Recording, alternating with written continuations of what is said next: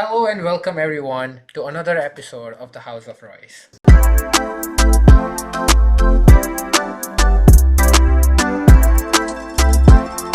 This is me, Rohan, and today we have a very special guest with us, Rojean Behbahan.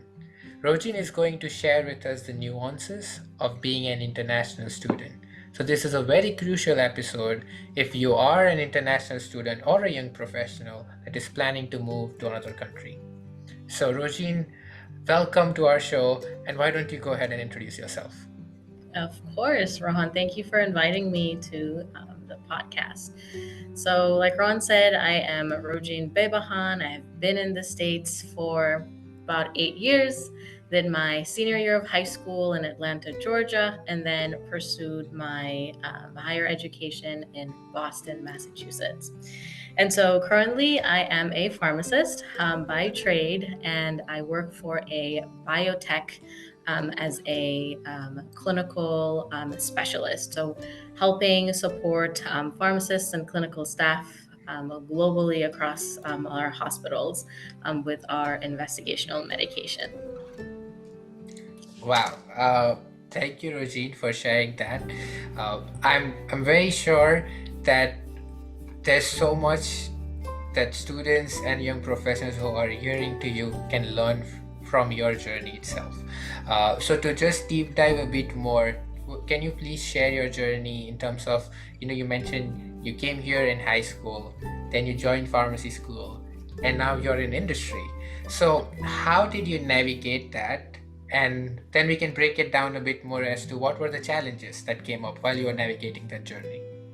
Yeah, of course. So, definitely, I would say it is a sensitive topic when you are a teenager going to a completely different country, leaving behind your friends. You have a community of friends that you're leaving behind, family that you're leaving behind. But I think the high school that I joined in Atlanta was really good. Each international student, which was just a handful of us, are paired with an individual who just helps you navigate through the different parts of high school. One thing that I did not realize was each state has their own requirements for courses. And so even though we transferred, some of the classes that I took in high school, so my brother and I both went to that high school, some of them weren't accepted and some of them were still missing. So if I reel it back, when you are a senior year in high school, you just did all of your courses in high school, middle school, and lower school in the States, you have already taken all of the prerequisites. So by the time you're a senior, there are certain periods that can be free. So you don't even need to take any classes during those times. So you can have maybe 2 or 3 classes at most every day. Now, because I did not have those prerequisites, again, there was a differences between the curriculums of where I came from and the US. My schedule was completely full. I had to take between 5 to 6 classes a day. And, that was a lot because, we don't do US history or European history as a part of our curriculum back home. So I had to learn all of those things. And it became a bit challenging on top of, learning a new culture, trying to make friends. Especially when friendship communities are already made. So it was a bit tough being able to navigate those. But with the handful of international students that we had, I think they were exchange students from China. I was able to make friends with them and just be in the challenge with them because they were experiencing what I was experiencing as well. So that was the high school piece of it. And then one thing which I think was a great thing in high school, which I don't think we have that where I come from, is you have counselors that help you navigate your college education. So they work with you throughout the whole process, application process. They help you determine what all you have to get into your particular college that you need to get to. What are the prerequisites? What are the documentations that you need? So they really help you with that process. And I think I also remember her name, Miss Amelia Mann. I met her also a couple years ago when she came to Boston, but she was the reason I was able to pick MCPHS and go to basically my first choice of pharmacy school. So I think she left a big mark in my life, and she really helped pave my path to the future that I was looking for.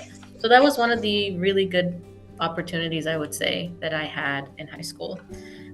It wasn't all bad, as I think as international students, we sometimes tend to just look at the challenges that we experience, but there were also certain opportunities and things that we can be grateful for. You bring such a unique perspective to it, Rojean, and I love that because you mentioned. I'm starting from the last part that you said about the opportunities, because usually when I'm having conversations with someone, we tend to focus on the challenges or the negatives. Oh, these are the hurdles, these are the barriers, and it's important to know that. But I think it's also equally important to appreciate the opportunities that you get and be grateful for it, and also to be aware that, oh, these are the challenges but these are the opportunities, especially for someone who is considering to make that move to come here. And from what you just mentioned, I think it was a good mix of both, right? If I were to look at it, you mentioned about first the community aspect of things and how your school would pair you up with someone, the culture aspect, and that could be a challenge because you're coming from a different country, so of course now you have to adapt yourself here. And finally, the piece about the curriculum, right, that you shared, that how differences in what you have studied there versus what you study here can sort of impact your schedule. So just for our audience to understand, can you just um, sort of help them understand the language of this, what you mean by a senior year? Like, how are the high school years sort of marked, and how many they are? Yeah, that's a good point. That was actually a learning curve for me, and now I'm using all the big words here. So I think high school here starts from, I believe, ninth grade. Anything before that, I believe, is middle school. So ninth grade, I believe, is junior year, and then you have 10th grade, which is sophomore year, and then 11th grade, which is, I think I'm confusing it, junior, sophomore, or maybe it's 10, 11, 12.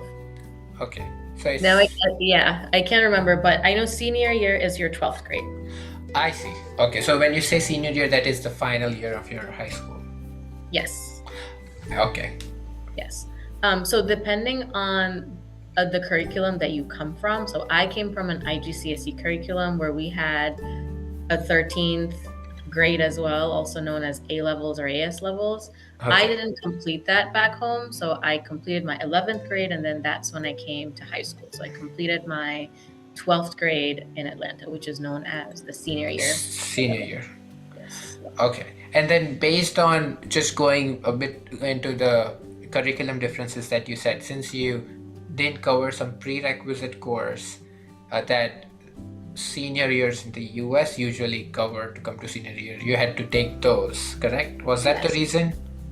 Yeah, so I can expand on that. So every state has their own requirements of what classes you have to take in order to be able to graduate from high school. A lot of students take, these courses in ninth grade and 10th grade, and then 11th grade to 12th grade, they are able to, focus on other classes, maybe some honors level classes, and then have the majority of it free so they can work on their college applications. Now, I would say, just comparing the education I got back home to here, my science background and my math background was pretty strong. I felt like what I was learning in class in 12th grade was much lower than what I learned back home, but Yes. didn't have any information or any classes on US history, nothing on European history. And then I could take a couple electives. So I took psychology because I was interested in that. That was not offered back home. Again, back home, you just have your regular, biology, physics, chemistry, or you go the business route. So, yep. So that's what I felt like. And then the other thing is you are able to be a part of extracurricular activities. that are more challenged. So there was a Mm. robotics team that I was able to join. I was able to be in the art and crafts team. And then, if there's students who are athletic, they can join different sports team that can compete with other schools. So all of those were also there. Yes, and this is a great learning for me itself because I'm also understanding this more from you. So at the ninth and 10th class, when they take additional class, are those the AP level classes that you're talking about? Yeah, so those are available all throughout high school, and it just Okay, depends on how you want to stagger them. Do you want to take all of your APs all at correct. once? Do you want to take them later in your senior year? But there's a distinction between, so there's a regular class, there is a pre-honors, I believe, then there's an honors, and then there's the AP. The AP courses, majority of the universities accept those credits. So, for example, I took AP psychology. So the psychology class at school at MCPHS, I didn't have to take it because my credits transferred. So Okay. that was one advantage. But again, honors classes don't transfer, but then you do learn a lot more than you learn in a regular class. So it just helps with content. So this is a good piece of information for, our audience to know. So there's this transfer of credit, which was an interesting concept for me because I didn't know this coming from India, that if you have already covered those courses, especially here, as you said, AP level courses in high school, then when you're going to college, those credits transfer. So now you are not taking those or repeating those courses again. So if you are in your sort of coming to an end of high school and you know what path you want to choose, and I know some students make that decision that they'll take specific AP courses in related to that major. So now when they go to college, they have less burden in a way and they can focus on other things and they have less credits to take. So there's also a bit of a caveat to that too. So to be able to have your credits transferred, a lot of universities will require a particular grade. So the grading system is Okay. from 1 to 5. Yes. Depending on the university, anything above a 3, they usually accept the credits. Okay. Um, but it also depends on what major you're getting. I took AP biology as well, um, and I got a good score on it, but that credit didn't transfer because we went to a pharmacy school and I think they wanted to teach the biology foundation on their own. So they did not accept anyone's AP biology credits. So it also depends on the university as well. Correct. So there's caveats to the major and to the university to that.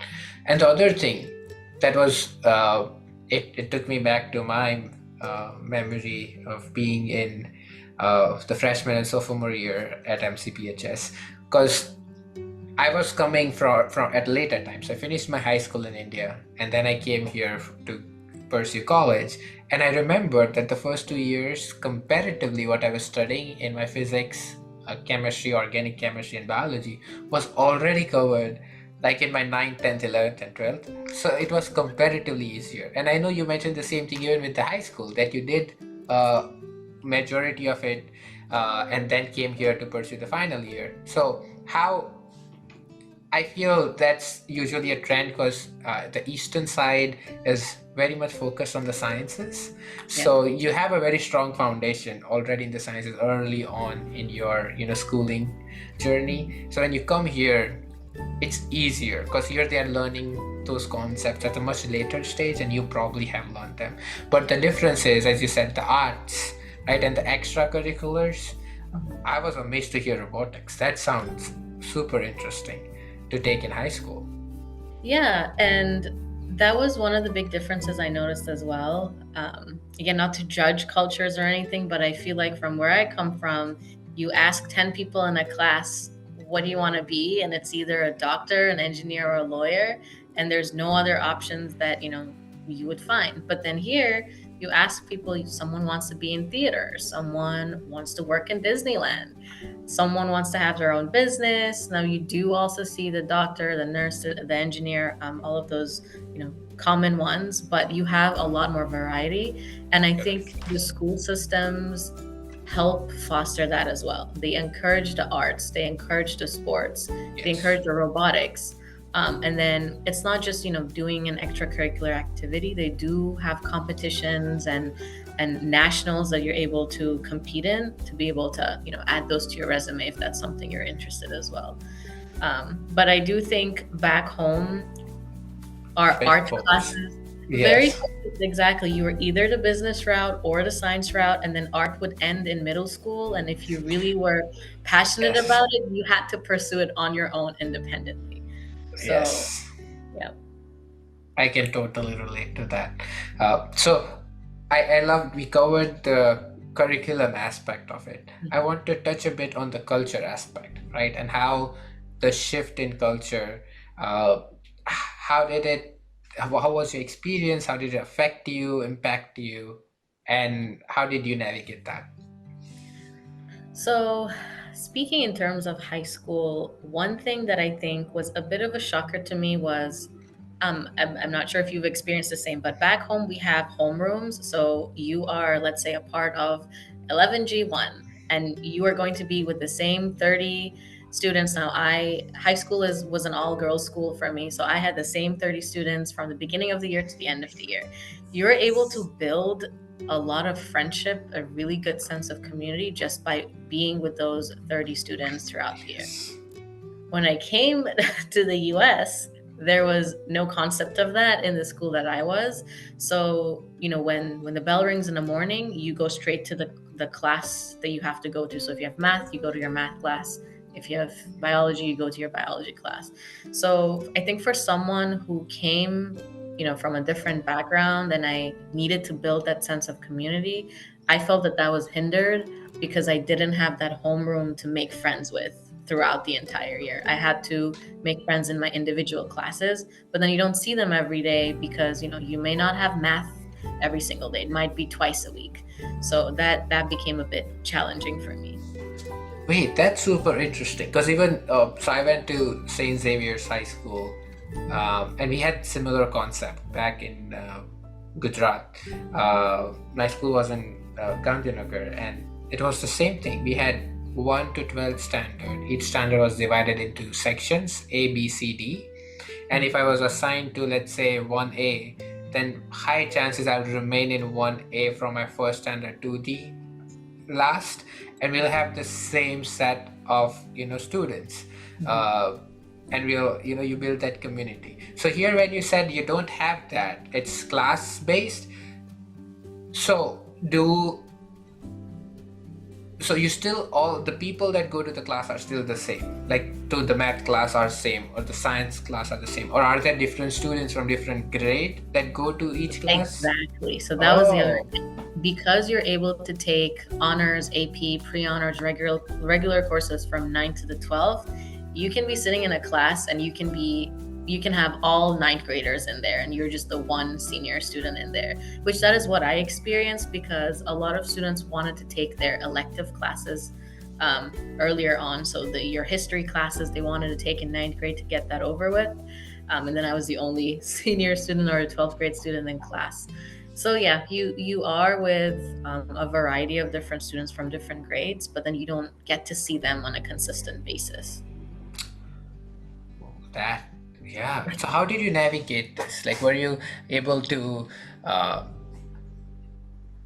still make friends like on the off time, like I don't know, recess time? I don't know what that's called. Uh, So it was a bit tough. I'm not gonna lie because before the bell rings, everyone is just hanging out by the lockers. I never had a locker in my previous school. That there wasn't a concept. You have a homeroom. That's where you keep all of your things. But yeah, that's where everyone I think, and that's one of the challenges I really felt in the beginning was it was so hard for me to be able to make friends or initiate a friendship because imagine you're in 12th grade, you already have your group of friends. Why would you need to make friends with the new girl that's coming in or the new boy that's coming in? So that was correct. definitely really difficult. But I think I had a few classes where we had a lot more 12th graders in there. So And the teacher was a cool professor. I mean, cool teacher. It wasn't always study. We would have fun discussions and topics, and they would sometimes ask about our culture, make jokes with all of us, and then that way we were able to get closer to the students in that class. And then with that specific group of students, I was able to connect more. And then if there were any events on campus or at school, we would go to those together. But yeah, but I think I got closer to the foreign exchange students that came from China and Japan. Again, we had a similar background, so that at least I had that to be able to have a connection. Yeah. Yes, it's such an I mean, interesting concept for me to learn this, and also to just, if I put myself in that shoes, I can imagine, because I went through a similar structure that you went through before coming here. And exactly right, you have already made a bunch of strong relationships and friendships at that point, and everyone has their own circles, and coming new, I think it can be so hard to just fit in. And I think that's when having counselors and support system, having good professors, Mhm. all help. And also having, as you said, other students who are sort of going through the same journey as you, because Right, they also feel awkward, and you can share the common awkwardness amongst yourself. right. Yeah, yeah. But I should say I have made friends Yes.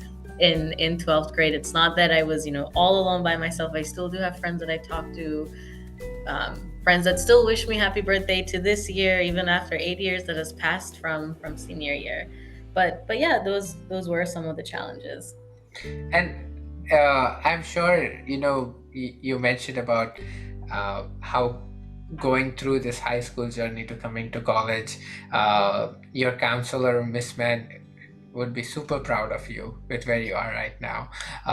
And that goes back to the point you mentioned about the opportunities as well that you get here, right? It's about the the variety of sort of paths you can take. You're not constricted to one. If you Mhm. chose one major, or if you chose just science versus, I don't know, arts, if you want to go into more of a robotics route versus going more into dancing, so the field is open for you to explore. uh, and the counselor piece, can you tell more about that? How now I'm trying to connect that back to coming to college as the next step. How does that work? So how was the guidance and the help that you get from high school as an international? And also, what was your process of applying to a college as an international student? Was there any difference compared to others who are applying with you, who are citizens here? So that's a great question. I think completing my 12th grade in the US was a really big help with the college applications. One piece of it is the English language. If you complete your high school or your 12th grade, at least in the US, from a majority of universities, you're exempt to give any of the English exams. So the TOEFL, you don't need to give, the IELTS, you don't need to give, and any of the other English exams, you don't need to give.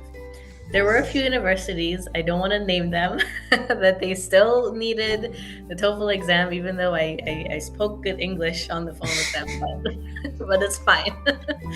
um, but that's one plus one. The majority of universities will not require this. The only issue is I am not sure if you're applying from outside of the US, if you still need to give the ACT and the SAT exams. But I still have to give those. Everyone who's a citizen still has to give those exams to be able to get into any college or university. So that was still there. But at least you have the support system of the college counselors. You have resources of what to study, where to study, practice exams that you can do.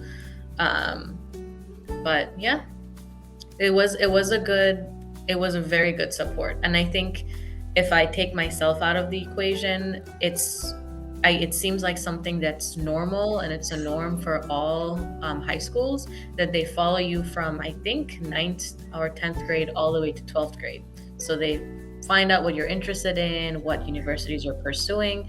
If you want to go to a university and you're going to get like an athletic scholarship or a sports scholarship, they work with you through those 3 years. Make sure you do competitions, take part in tournaments to be able to add to your resume so that you have a higher chance of getting in the schools that you want.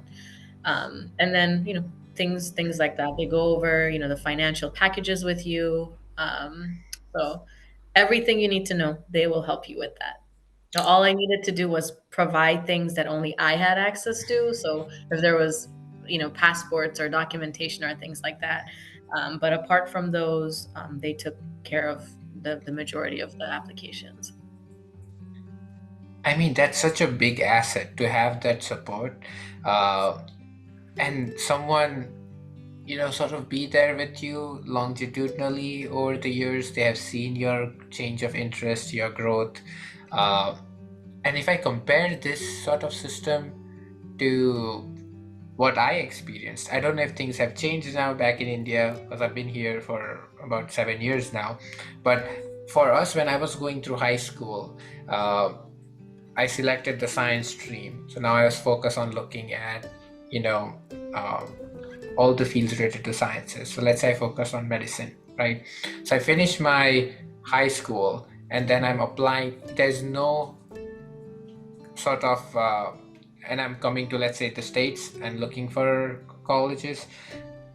There's no system like that in place. What we do have is we have consulting Yes. communities or services and associations. So you work with them. They have the knowledge of all the universities in the US, what their curriculum is. They should look at your interest and then give you a list of the universities. They also sort of help you with the financial aspect of things to understand them more. So everything that you just mentioned about the high school supporting you is sort of taken over by a third party agency in its way that you Pay work for with. it. Yes, Right. you pay for, and they also tell you that, oh, the TOEFL is a requirement, SATs and those requirements. So then either they will provide that service or they'll connect you to some other people who will help you learn those. So that was the journey. I think looking at that versus this, I feel here it's more structured, right? Yes. Yeah. There are it's put in place. There are resources available to you, and the best part, as you said, it becomes easier to transition from high school here to college because I had to give TOEFL and prepare for it, and then based on that apply. So there are certain nuances there that the transition becomes easier. Yeah, for sure. And I also think the college counselor, so apart from helping you complete those logistical pieces, or helping you do your applications and how to apply and all of that, they consistently go to showcases for universities. They have information on these universities. So when they sit down with you and ask what you're interested in, they can say, oh, so do you want to be in a city? Where do you see yourself living? Do you want to be in the suburbs? Do you care if your university is big? Do you want your professor to know your name? So they ask you these specific questions, and then they can list out and say, I think these universities are somewhere that you might feel like you fit in well, and also has the academic programs that you're looking for or the accreditations that you're looking for.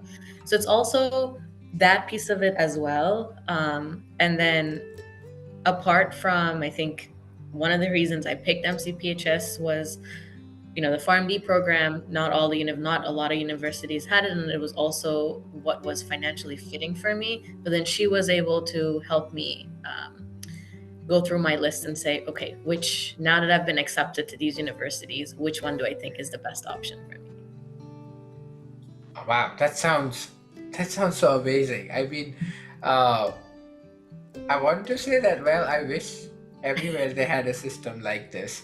Uh, and I did go through something similar while I was coming here. But again, it was this consultancy services would partner with colleges in the States. They would have someone from, uh, let's say, MCP who would come to India, to my state, and then they would organize a session and they would talk about their school. But it's very limited, right? You don't get a plethora of options that you get here because the consultancy is just one among many, and Mhm. it also has interactions or connections with a few universities and not all. So their knowledge is limited. And to give a very funny example, I talked to someone from our university, and my parents were with me. They asked them questions. It sounded like a great place. You know, it's in the Boston area, in the hub of healthcare and industry. We were like, we want to go. This MCP sounded like a great school. In my mind, when I think about university in the States, I'm thinking about, you know, big universities, lots of a huge campus, lots of buildings, a big playground, because that's what you see, you know, Yes. on movies and TV shows. Uh, I mean, I should have looked more into what campus looked like, but it just didn't occur to me at that time. I mean, you know, you're focused on, well, I was just trying to get my feet to understand what I'm doing, going through the whole visa situation. So whole thing got down to, I come to the States, and I remember on the first day I was doing my orientation at MCP, and I asked the orientation leader, so can you show me the campus? And they were like, well, you can just go around the campus yourself. But I was like, wait, there should be, uh, you know, like, I know we had our orientation Like, at this where's big. the field? Exactly, and they were like, well, this is it, right? You know, you Mhm. this is one building. We have another building there, and it's basically a big square. And I was like, wait, what? I mean, they took me around to show, but I was shocked later on. This is not what I expected. Uh, so yeah, so you know, I guess I don't know. Do your research more if you are like me and have expectations as to what the university look like. But it has its perks and cons, and I Mhm. think one of them you mentioned is, what kind of interactions do you want with your faculty? Do you want to be a faculty that remember you? And that's, I think, where us having a small scale university helps, right? I feel going to MCP, we had a good amount of class size, but it's still very academic focused. You still get to know the professors. You still get to meet with them, right? I felt at the end of my 6 years, I not only knew the professors, I also knew all the facilities people and the security people, because you see them every day. It's like, you know, one building that you go, it becomes a familiar place. You get to know the people. I know students who I talked to who went to big universities, and you feel like you're lost in there. Yes. What was your experience like?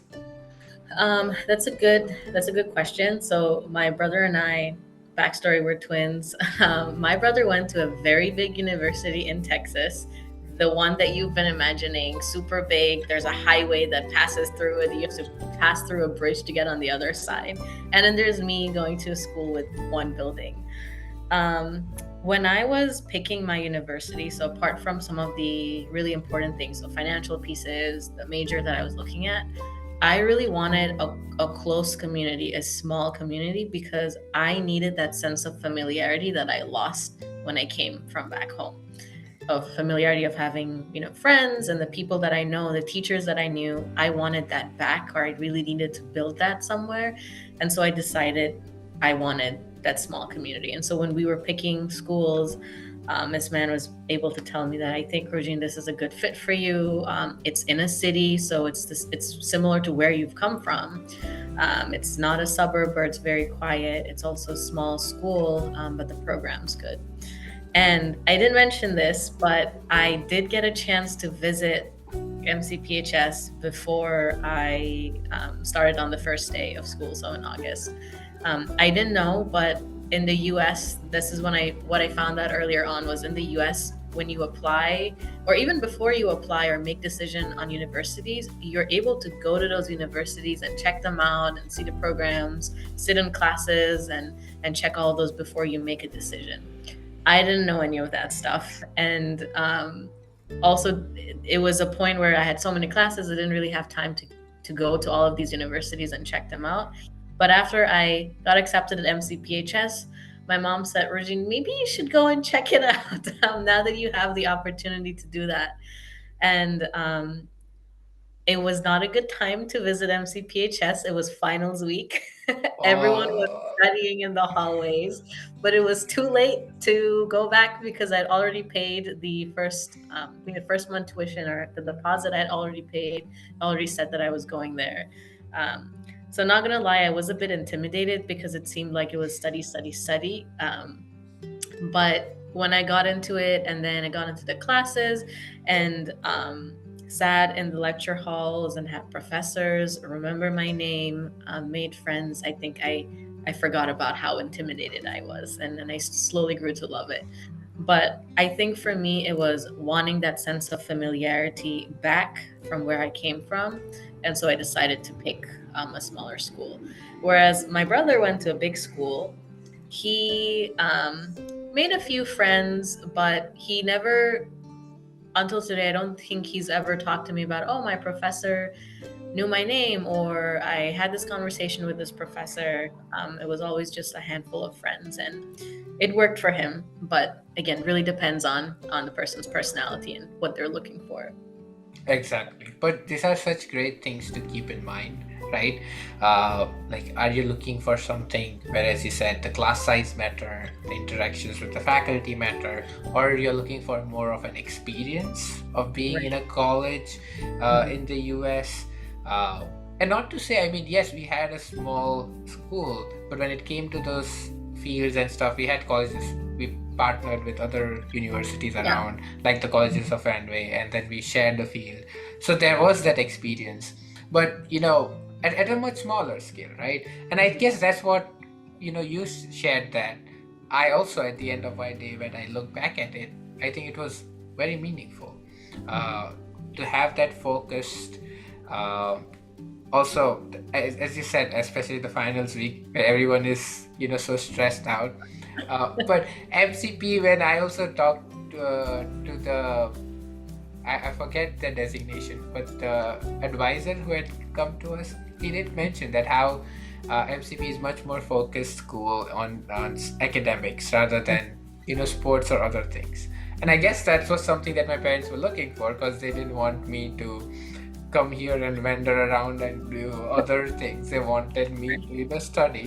Mhm. So I guess it worked out.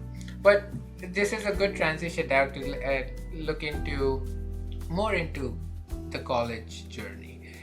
So we both went to the pharmacy school together. How were the challenges and opportunities of being an international students going through the college life? Um, so it's a mixed answer. I feel like a lot of the support system and a lot of the opportunities I may have gained through building a good network of friends. Um, there were resources on campus, not always efficient, if I'm being honest. And so I think if I didn't have a good network of friends, a good support system, it would have been tough to get to where I was able to get the answers to the questions that I had. You're not always able to meet with someone. I always just wanted one person to respond to my call, or I can set up a meeting with. So face to face, I can talk with them and be like, hey, these are my 100 questions. Can you answer me and tell me how I should proceed? But that wasn't a possibility. And so just really had to build on all of my challenges, any questions I had through the connections that I had. And then just pursuing your questions. I if I didn't, I was seeing a lot of students on campus working in different departments, and it made me wonder, oh, can we work on campus? I didn't know that was a possibility, having a job on campus. I thought no jobs as an international student, you're just not allowed to do anything. And then I kept asking the question. I was really curious about it. I also did need the additional income. And so I was able to find out that yes, international students can work on campus. And so I was able to start working from, I think, my second semester of freshman year all the way up to graduation. So I think being curious really helped. Having a good network of friends who are in the same boat also really helped. And I mean, I can totally relate to you, because we went through this journey together. uh, Starting from the first aspect, right, about the resources. And it does, you cannot always rely on them, because as you said, there were times where you feel like you are not getting the support you want, Mhm. especially being an international student, getting someone, whether it's an immigration lawyer or someone from the school that's a designated person who can tell you you can answer your questions, whether it's how to navigate college, how do I think about my future, the jobs I'm looking for, what are the hurdles. There's so many questions that we have, not just career related, but also things here that how do I get an SSN, things like this, right? It will be very minute, and sometimes you feel that the system can be overwhelmed, and that's Yes. when you need uh, your friends who are going through the journey together. And uh, the thing is that the curiosity aspect of it is so important, because if you ask questions and you have that inner inquisitiveness, then you can create pathways for you, even though there's not someone who can show them to you. But with the support of your friends, understanding it more, and through your own curiosity, you Mhm. can navigate it. And I mean, I can totally relate. I started also working from second year, and it was just like talking to people who I would see working in information services at the tech center, and I was like, uh, how did you get this job? And like, where are you coming from? And you realize, oh, this is how they get it, and this is the process of applying, Mhm. uh, and you understand it more, and then you understand, oh, there's not just one department. There's actually international office that also hires international students. There's also library who does it. There's disability support services that do it. So there's so many avenues open up because we had that one interaction, right?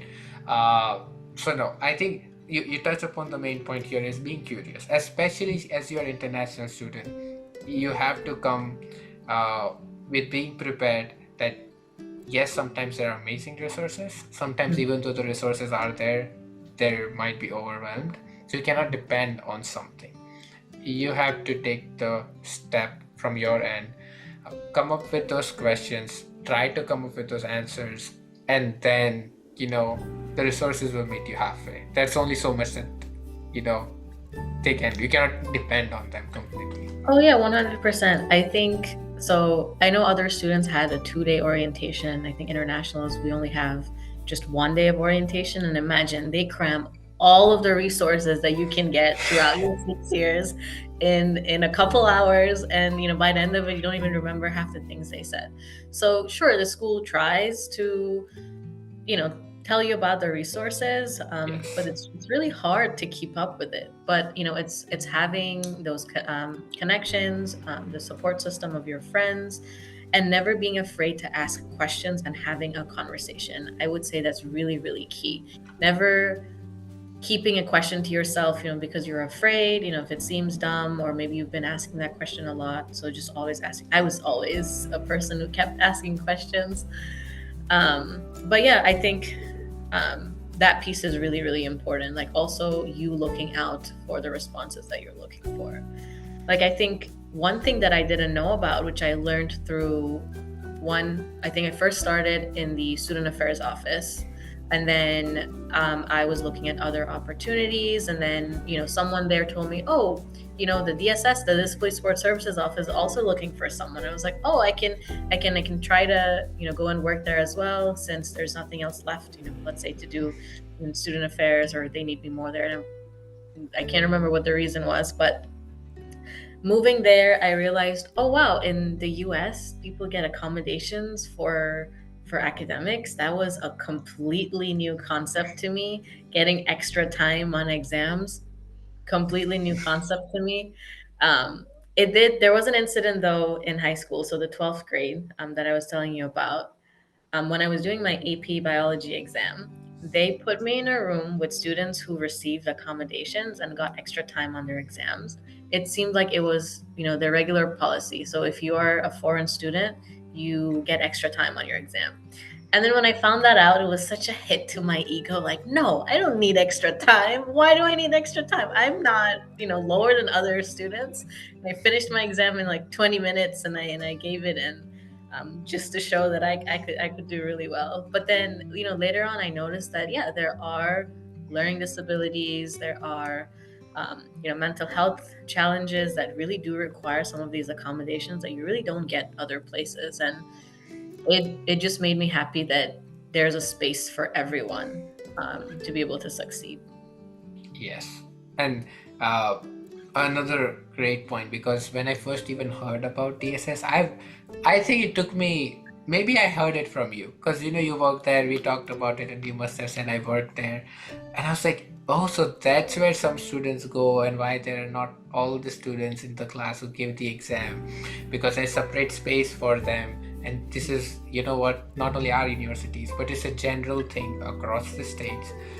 Never heard about that. It shocked me in the beginning, and I was like, but it made sense, right? As you said, uh, it's, I think, about being considerate, and I love that aspect of it. Uh, but no, there's so I feel it comes down to uh,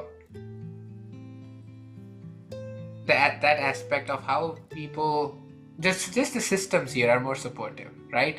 Understanding your situations and then helping you navigate that. But there are caveats to that, as to when you think about now pursuing career and how systems can be supportive or not. So let's now move into the career aspect of it. So now we touched upon high school, college.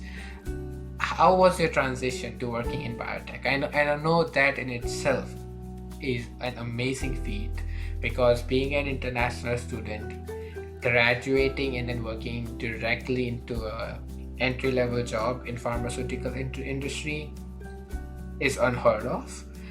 It's very, very difficult to do. I think you are one of the few or the only people I know who have been able to do that. So if you can briefly, I know there's a lot that you can share here, but tell us, how was that experience for you? Yeah, Ron, I think it keeps going back to making good connections and having good networks. I can't honestly stress that enough. So I did a rotation in pharmacy school, in the same company that I'm working at right now. And I was able to, I was curious, never left that curiosity piece of me anywhere. Sometimes there were tasks that maybe I wasn't necessarily interested in, but I never allowed myself to show my disinterest or allow my disinterest to take over me. So I would do all the things they wanted me to do, be more curious, be more enthusiastic, ask for more projects, meet with more people, new people. And I think it came from a sense of, this is my one only chance to experience this in 6 weeks. I am never going to get this opportunity. I'm an international student. This is my one and only chance. And so I think having that sense in us international students, knowing that we can't easily get these opportunities, it really pushes us forward to try the best we can. And so a couple months later, I think it was, after graduation, someone reached out from the company saying, "Hey, we have an open position, and I noticed that you've graduated, and we would be really interested to have you if you're interested in the role." And I was ecstatic because I applied to over 100 positions. You don't always get a response back, or you get a response back months after, or I think I did interviews with 2 other companies, but and then there was a whole issue with the OPT time. They weren't going to get back to me in time, so I had to pick the best decision. But that's how it worked. I ended up, interviewing with the manager, had an informal call with the manager. I'd already met with her during my rotation. So we just informally met. And in the call, she said, "Rojean, I've seen your work ethic. Let this just be a conversation. It doesn't have to be an interview." And I think at that point, I realized that this is going in the right direction. So that was one piece of it. But also, I will say, navigating a job after you graduate, especially when it's, let's say we are pharmacists, but let's say we're not working in a hospital or in a pharmacy, you have to learn the corporate world from scratch. You don't get any training of the corporate world and how to hold yourself in the corporate world, how to hold a professional conversation, how to have make diplomatic answers. You can take sides. We didn't really learn any of that in school, and I don't think you can learn that in school unless you experience it. So I think I just experienced everything as I went, and I learned everything as I went. But I think in the process, because I knew this was my only opportunity, I gave it my all. I learned as much as I could, and I didn't give up. And I think this goes for the majority of international students. Just knowing that you don't have a lot of options makes you work harder at that one opportunity you have. I mean, there's so much wisdom here. And, as you said, it's having that network, it's having that mindset that, this is it. I have to give my all. I have to be 100%, and pursuing that, like having that perseverance. You mentioned one thing here, and I just want to clarify it and provide more insights into it. OPT, right? So if we can just mention as to, let's say you're graduating, how, based on, like, also touch upon STEM and non-STEM major, and how the OPT differs, and how does that affect, um, your work period and requirements. Yeah, so to be able to apply for OPT, you do it prior to graduation, or at least that's when I did it. And you have, I think the allowance is 60 days prior to when you graduate, you're able to apply for an OPT. So an OPT, just to give a little bit of a definition, is the duration of time that you're able to have a work permit as a student on an F1 visa to work in the US. And so, depending on your major, so if you're a STEM major, so anything in the science, technology, engineering, and math, there's a whole list online if everyone looks at it. That list determines whether you get 3 years of OPT or 1 year. Unfortunately, pharmacy doesn't fall under STEM. I don't know why. It just Shocker. it just doesn't. Pharmaceutical sciences falls under STEM, but pharmacy doesn't. And so, depending on that, you get either 3 years or 1 year. So, if you get 3 years, that's great. You have 3 years to, work, get the experiences you need. And there's a high chance that with that 3 years of experience, you can either stay at that company and, look for sponsorship, or eventually move on to a company that you're going with 3 years of experience with, and someone else can sponsor you. With the 1 year, it can be a bit tough, but it's not your only option. There are solutions that may be a tiny bit difficult. But, anyways, so 60 days prior to your graduation, you're able to apply for your OPT card. The only challenge with that is you need to say what is the start date of your Yes. OPT.